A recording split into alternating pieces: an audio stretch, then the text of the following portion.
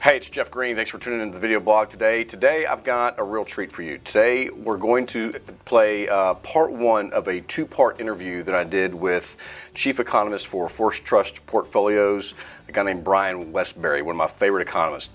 Stick around, we'll be right back.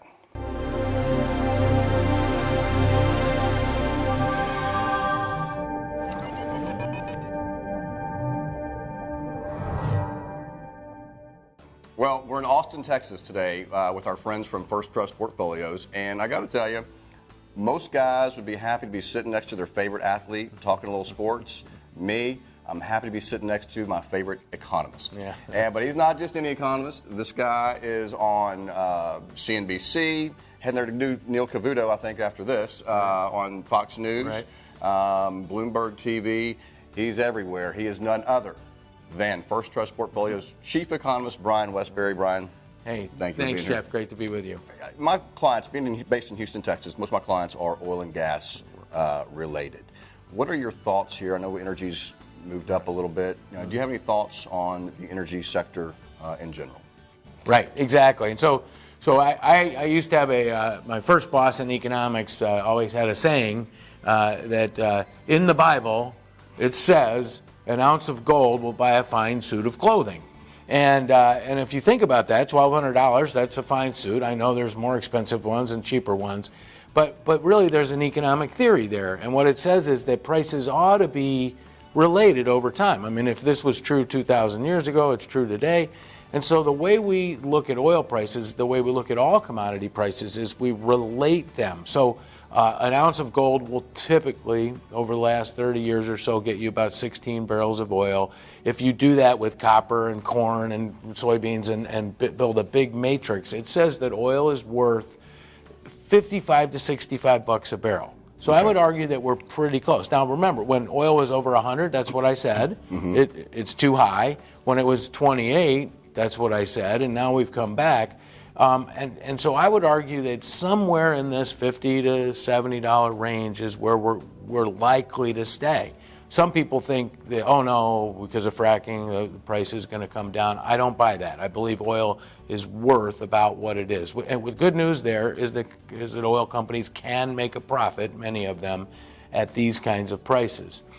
But when I think about energy, what really gets me excited is that we are converting the United States from an oil importing nation to an exporting one. And that's hundreds of billions of dollars of investment. So there's not just the production of energy and natural gas, or oil and natural gas, but there's also the transportation of it. And I think we can't ignore MLPs in that investment space, because it's going to be a massive hundreds of billions of dollars of investment in that arena in the years ahead. All right. So, speaking of MLPs, what about like the major oils, the Exxons and Chevrons of the world? And I want to be a little careful there, because it's not my focus to figure out valuation, but everybody that looks at valuation says that right now they're pretty cheap. In other words, they're priced because people seem to think oil prices are going to fall again. I'm not in that camp. So I think they're going to do okay in terms of their investment as an investment over the next few years. Okay, so not to press you too much on valuation, but we see Dow at 23,000 new highs, et cetera. Do you have an opinion on just market valuations in general? I know you use a pricing model. Right. Yeah, so there's a lot of different ways, right? You could just use a simple PE ratio, like you look at the price of equities versus their earnings, and if you look at those models, they say the market is kind of fairly valued.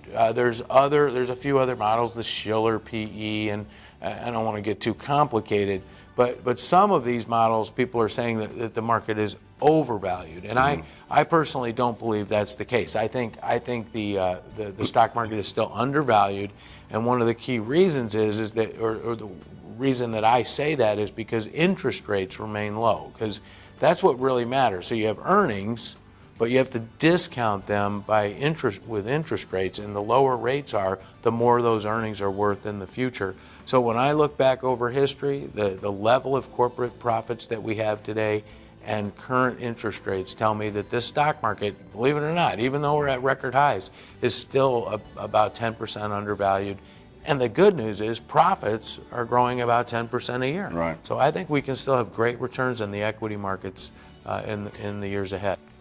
So thanks for tuning into the video blog today. Hope you enjoyed it. A couple of weeks, we'll have part 2 of my interview with Brian Wesbury. Until then, any questions, concerns, comments, shoot us an email, give us a call. Thanks.